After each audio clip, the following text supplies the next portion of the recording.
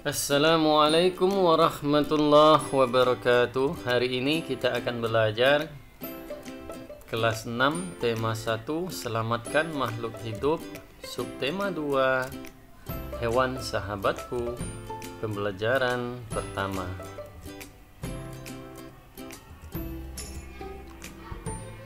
Apakah kamu penyayang hewan? Apa saja manfaat yang diperoleh manusia dari hewan? Bagaimana cara hewan berkembang biak? Ayo kita pelajari. Negara-negara di Asia Tenggara memiliki banyak jenis hewan. Beberapa di antaranya ada yang dijadikan sebagai makanan, simbol negara, atau dijadikan binatang peliharaan.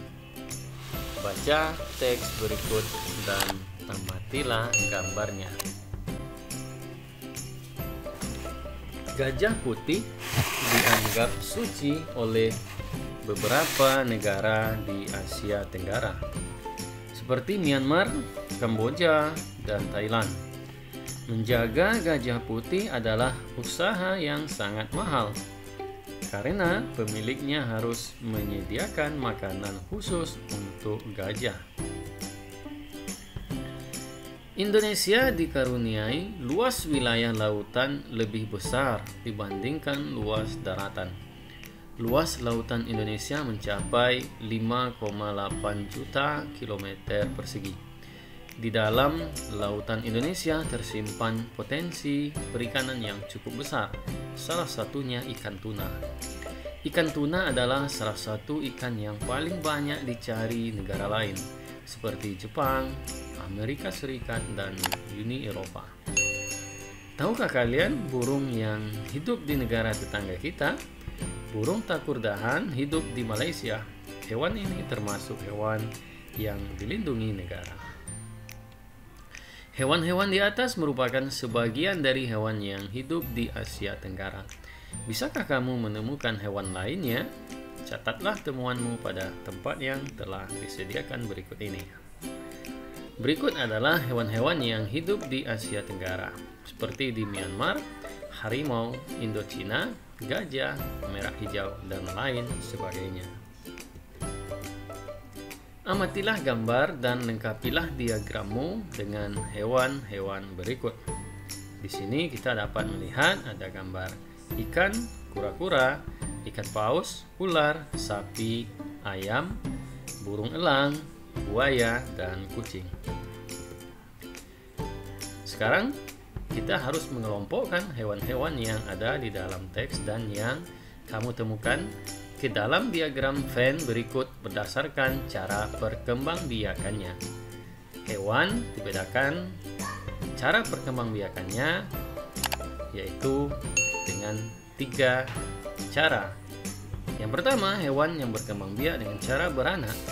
Yang kedua, hewan yang berkembang biak dengan cara bertelur. Dan yang ketiga, hewan berkembang biak dengan cara beranak dan bertelur. Di sini telah kita kelompokkan cara perkembangbiakan hewan. Yang pertama dengan cara melahirkan, yaitu sapi, kucing, dan ikan paus. Kemudian hewan yang berkembang biak dengan cara bertelur seperti ayam, burung elang, ikan, dan kura-kura.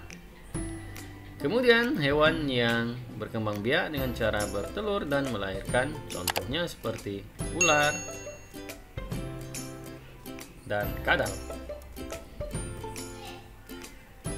Mari kita baca teks berikut ini.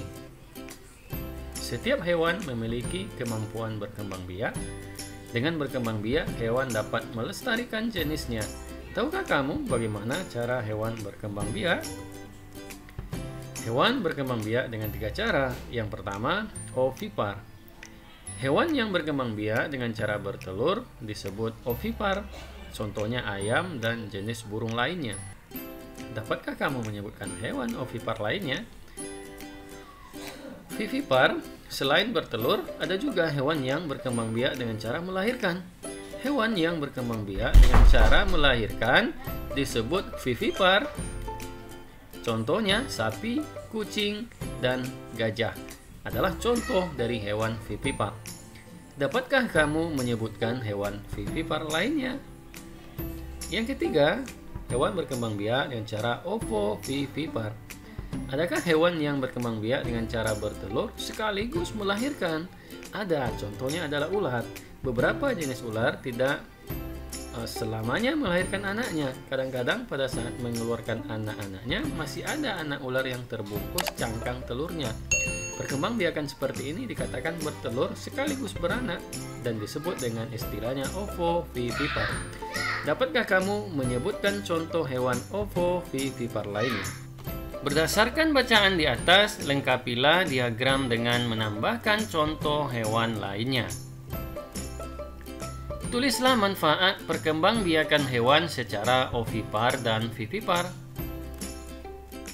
Nah, berikut manfaat perkembangbiakan secara ovipar dan secara vivipar. Silahkan dibaca ya. Hewan-hewan yang ada sangat membantu penduduk di kawasan Asia Tenggara dalam kegiatan ekonomi. Kondisi geografis di Asia Tenggara membantu penduduknya memanfaatkan hewan dalam kehidupan sehari-hari. Ikan banyak dijual dan dikonsumsi, hewan ternak banyak yang dijual di dalam negeri, bahkan sampai ada yang mengekspornya. Kamu bisa belajar lebih banyak mengenai kegiatan ekonomi di kawasan Asia Tenggara terkait kondisi geografisnya. Potensi ekonomi negara-negara anggota ASEAN. Kawasan Asia Tenggara terletak pada jalur perdagangan dunia. Kawasan ini menjadi jembatan antara kawasan Eropa dan Asia Timur. Oleh karena itu, Asia Tenggara menjadi wilayah persaingan bagi pihak-pihak yang ingin memanfaatkan kedudukan strategis kawasan ini. ASEAN berperan sebagai wadah untuk menghindari persengketaan yang mungkin timbul. Dengan posisi yang strategis ini, setiap negara di kawasan Asia Tenggara memiliki kekayaan sumber daya yang menjadi kekuatan negara. Brunei Darussalam, negara ini terkenal dengan kekuatan sumber daya alam berupa minyak bumi dan gas alam. Brunei menjadi negara di Asia Tenggara yang memiliki pendapatan per kapita tertinggi karena gas alamnya. Filipina adalah sebuah negara kepulauan yang mata pencarian sebagian besar penduduknya adalah di bidang pertanian. Indonesia sebagai negara kepulauan terbesar di kawasan ini, Indonesia memiliki ragam sumber daya alam yang sangat kaya. Banyak hal yang dapat dikembangkan untuk memperkuat perkembangan ekonomi Indonesia. Kamboja mengalir Sungai Mekong. Daerah ini di sekitar Sungai Mekong merupakan daerah yang subur. Mata pencarian penduduk Kamboja adalah pertanian. Hasil pertanian Kamboja yang besar adalah padi dan karet. Laos bertetangga dengan Kamboja. Negara ini dilewati oleh aliran Sungai Mekong.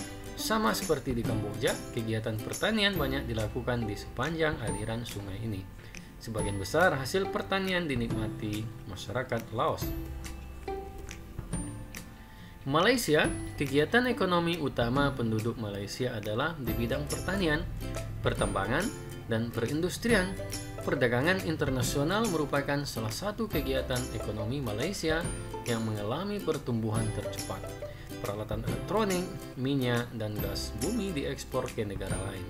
Produk dari kayu, minyak sawit, karet, tekstil, sepatu, dan bahan-bahan kimia diperdagangkan di dunia internasional.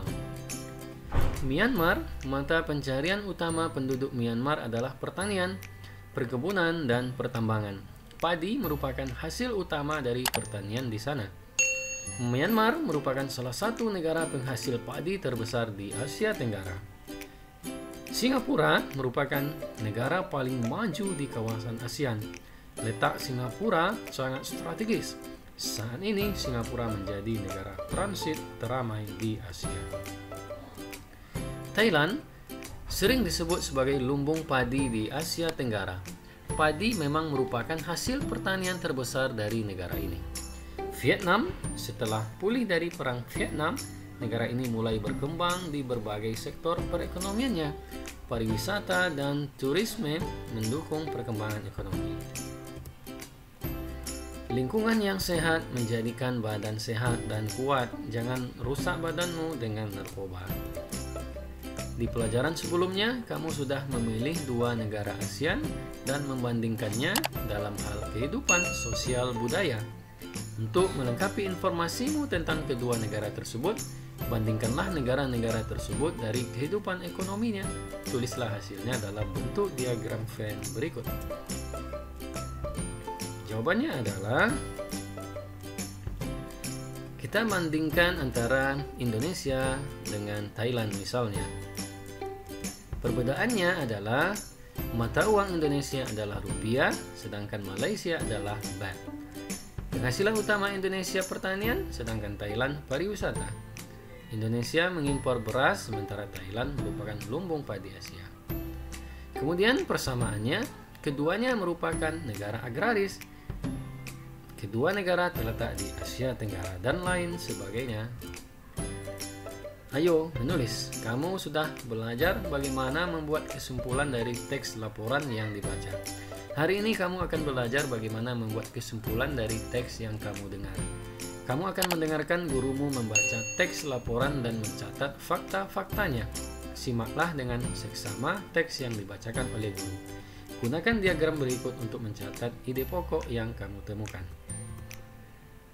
Berikut teks tentang yang berjudul bebek. Bebek adalah unggas yang hidup di darat tetapi menyukai perairan. Penduduk Indonesia banyak memanfaatkan daging dan telur bebek untuk kebutuhan sehari-hari. Bulu bebek tidak pernah basah meskipun ia berenang dan menyelam. Hal itu karena bulunya memiliki kelenjar minyak. Lapisan minyak berguna untuk membuat suhu tubuh bebek tetap hangat di malam hari.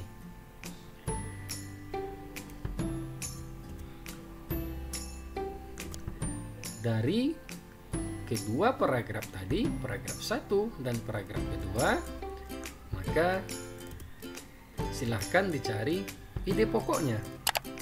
Nah, di paragraf pertama kita dapat menemukan ide pokoknya, yaitu bebek adalah unggas darat yang menyukai perairan. Sedangkan di paragraf kedua, ide pokoknya adalah bulu bebek tidak pernah basah saat berenang dan menyelam. Nah, sekarang kita sudah sampai di bagian penghujung pelajaran kita. Apa saja yang telah kamu pelajari dari kegiatan hari ini? Apa yang sudah kamu pahami? Dan apa manfaat yang kamu peroleh dari pelajaran hari ini? Adakah hal yang kamu ingin ketahui lebih lanjut? Demikian video pembelajaran kita hari ini. Terima kasih. Semoga bermanfaat. Salam sehat. Wabillahi taufiq wal hidayah. Wassalamualaikum warahmatullahi wabarakatuh.